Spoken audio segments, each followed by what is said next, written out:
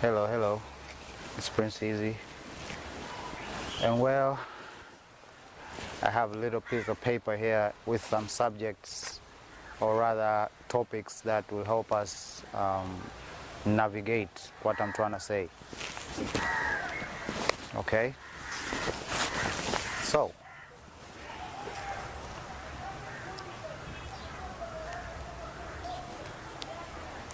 I'd like to first begin with our neighbors, the situation in Congo, right?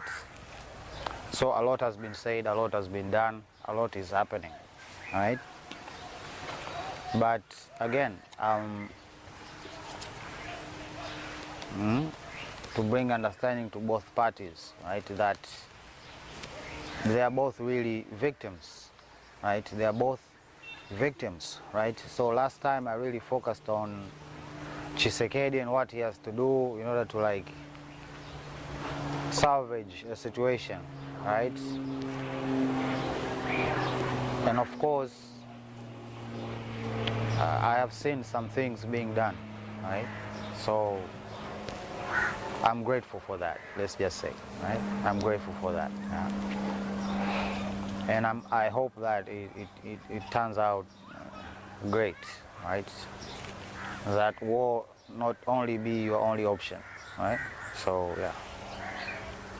And of course, right after I made that video about the Congo, Kagame came out and talked about some things, yeah.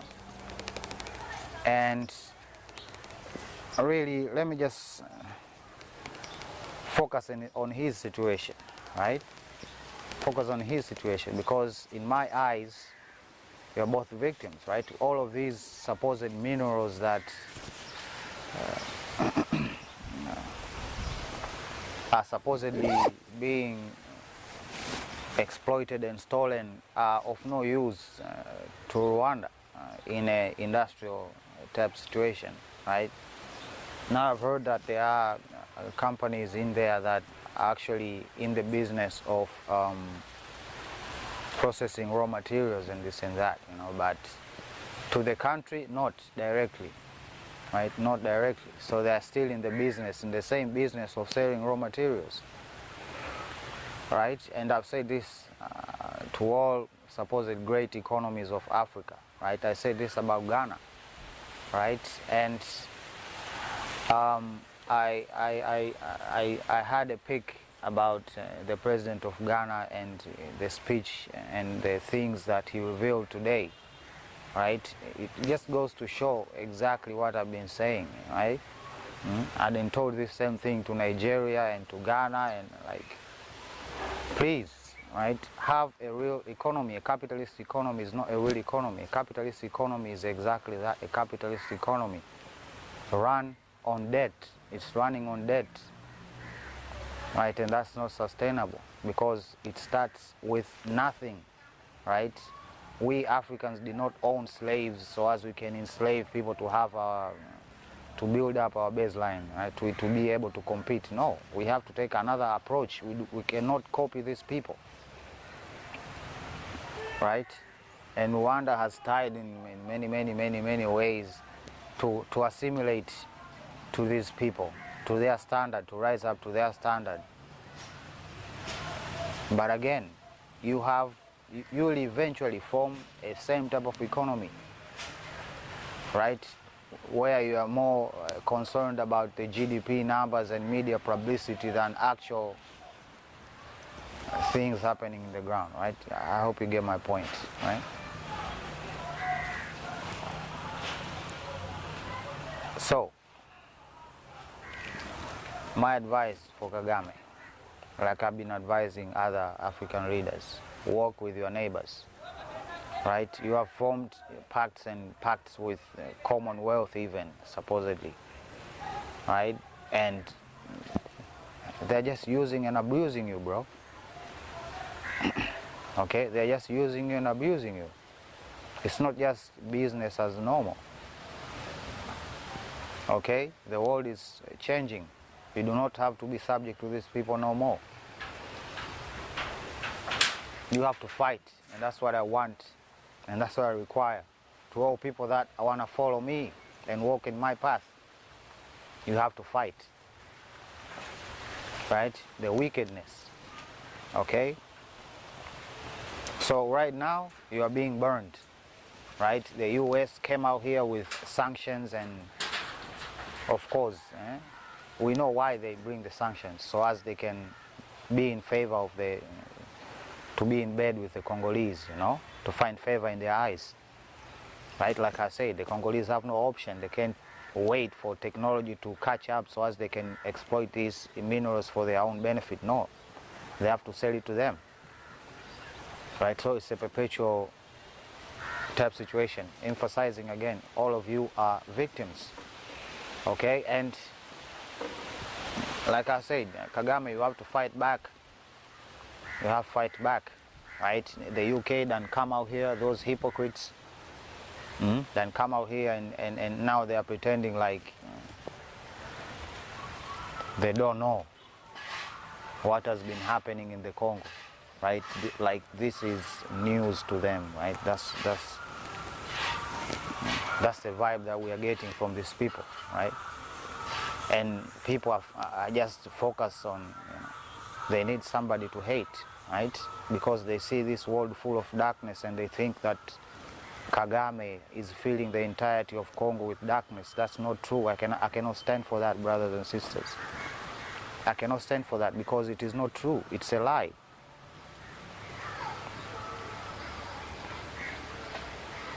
Right? Or else you want to do it like the fascists.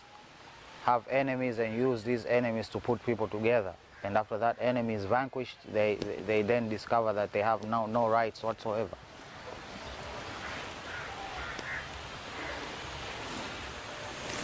So I want to emphasize that. Right? I want to emphasize that, and I want to establish that understanding. Okay? This again, it's my opinion. You can take it or leave it. So Kagame, you have to fight back. Leave Commonwealth. Leave Commonwealth. And of course,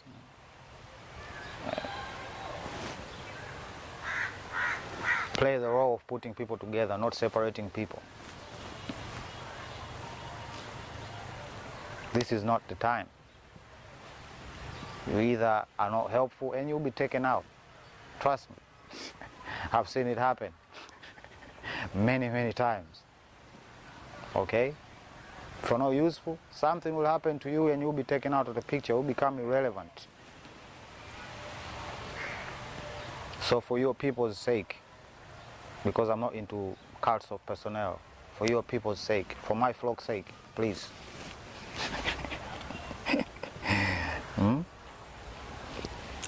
So, I'd like also to emphasize the role that Tanzania could play as a neutral party, right? Because all of these other neighbors, border to border, have a direct, issue with each other, right? Either historically or in modern times, right? So Uganda cannot play that part, neither can Burundi, neither can Kenya. So that role is only left to Tanzania, right? You can help these people put this country together. Okay? Help these people put this country together. We are the only ones that can do it, really. Right? Because I've heard many opinions of the Congo, and there is extreme mistrust, right? They believe they do trust the Burundis, right? But again, they found their partnership through the direct hatred of Rwanda, which is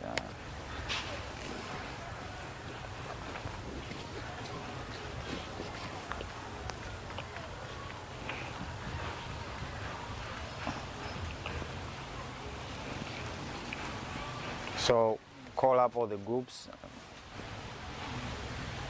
call them here,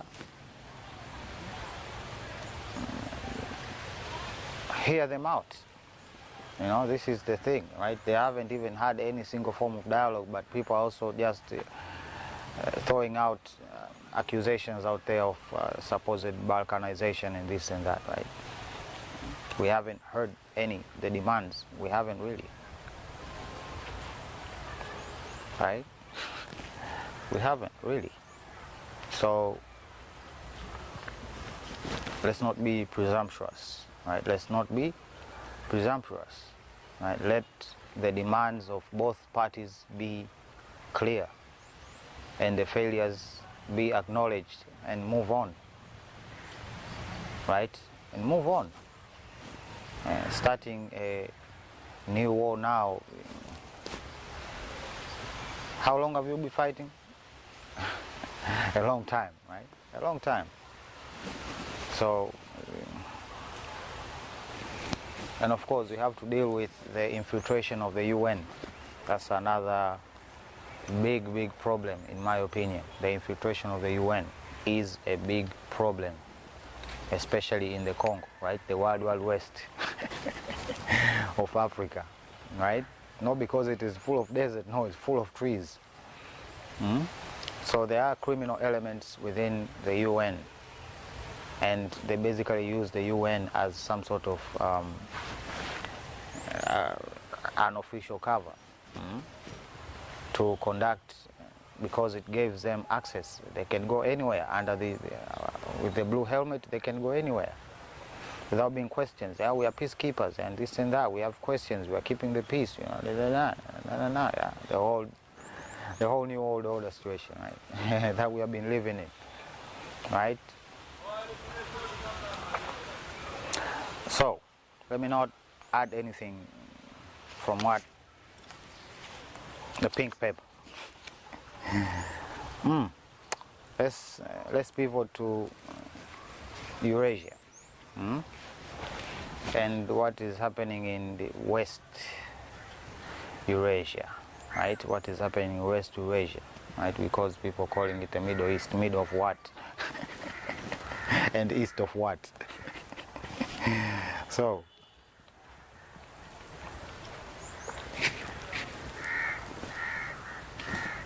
the skinny, right? The skinny. Trump, through the UK, has launched bombers, right? And then Israel has now full confrontation with Syria, Lebanon, atrocities in Gaza, West Bank, issues with Iran, and of course, to add salt to injury, Trump thought it was a good idea to release that to release that footage, you know. Right? Well, is it early to say anything? Perhaps, but again, we get back to that same question. Do the Palestinian people, do this Arab League understand who they are fighting and why they are fighting? And that's the question, right?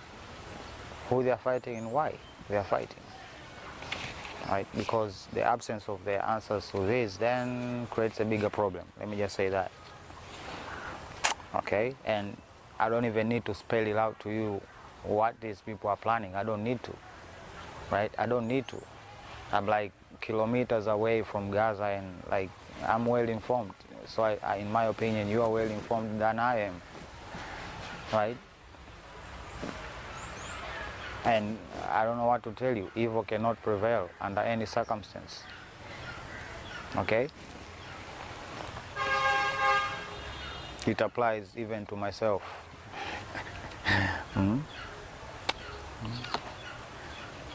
So we need to know who we fight and why. So as we can be lethal and more of a precise weapon to defeat these wicked people. Or peoples, rather, right? So let's move on to the Russian front. Again, right? I'm just giving you the skinny, right? So Europe is preparing, right? There's even call for people are ramping up, what do they call it, signing up new people to fight in their armies, right? Because they, I don't know, they have a magic crystal ball which tells them that the future is not the future is not looking good, you know. Maybe that's the thing, right? They have this crystal ball that tells them the future, right? Maybe that's what it is. And they are preparing, right? Especially the people closest to Russia.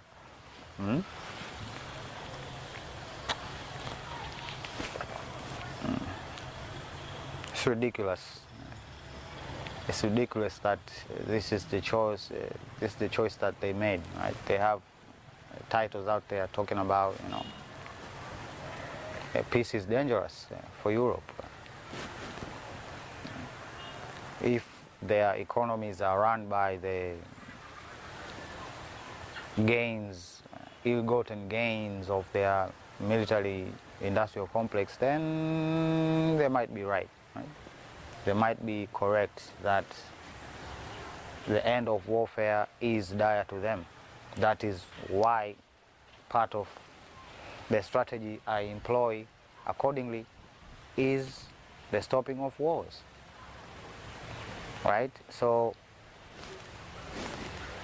to wrap it up, right, the leaders of Syria, you need to have one response between all the people of Syria. Not your response, the people's response. And you carry out that response. Right? The same thing as the Palestinians. Right? These people are continuing to kill your people and you're just silent. You know, last time I was thinking during the day, you know, I was thinking, right, because these people's one of their during their early stages of trying to establish this problematic situation, they wanted to come to Uganda, right? They wanted to form their little delusional kingdom in Uganda, right? They thought that was a good idea, right? And I was thinking to myself, like, with all that we have been through,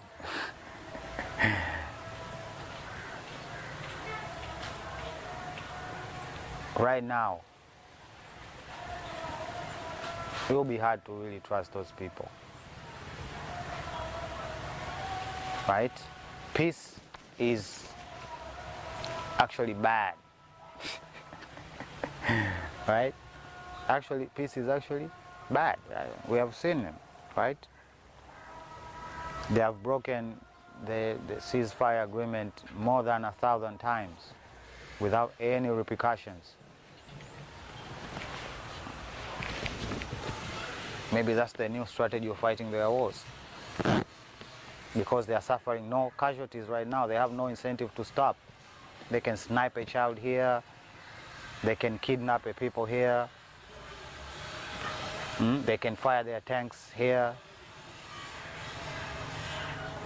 You need to adapt, you need to fight.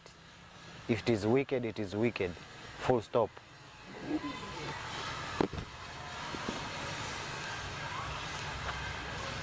And of course, like I said to the Europeans, the only strategy that I see you employing in order to defeat Russia is to overwhelm it with a lot of missiles. A ground invasion will be futile. It will be futile, right? And it's the same thing with Russia. If they want to defeat y'all, that's the only strategy I see. To bomb y'all to oblivion. Literally. So, choices are going to be made and there are going to be consequences. And we are going to be right here to see it happen. But we will definitely have a proper understanding. Right? This is not like First World War or the Second World War, where mass communication was highly controlled. These are not those times. We will know exactly what happened, what ensued, and what will be the repercussion of those decisions. So we will not be shocked, believe me, you. We will not be shocked about what will ensue. It is what it is, I guess. So yeah, let me put a pin on it. It's Prince Easy signing out. Love you. Bye.